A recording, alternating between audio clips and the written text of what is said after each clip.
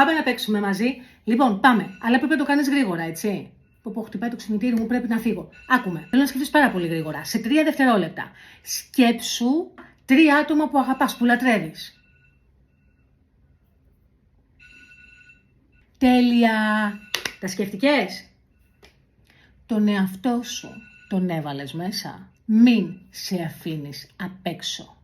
Να σε αγαπάς, να σε φροντίζεις και αν δεν ξέρεις πώς να το κάνεις, γράψε μου από κάτω στα σχόλια αγάπη και περίμενε νέα μου. Είμαι εδώ για σένα και το ξέρεις. Δεν το ξέρεις? Πάμε να παίξουμε μαζί. Λοιπόν, πάμε. Αλλά πρέπει να το κάνεις γρήγορα, έτσι. Πω, χτυπάει το ξυπνητήρι μου, πρέπει να φύγω. Άκουμε. Θέλω να σκεφτείς πάρα πολύ γρήγορα. Σε 3 δευτερόλεπτα.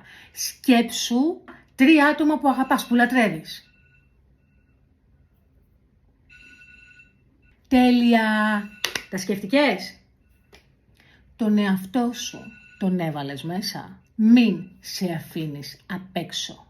Να σε αγαπάς, να σε φροντίζεις και αν δεν ξέρεις πώς να το κάνεις, γράψε μου από κάτω στα σχόλια αγάπη και περίμενε νέα μου. Είμαι εδώ για σένα και το ξέρεις. Δεν το ξέρεις?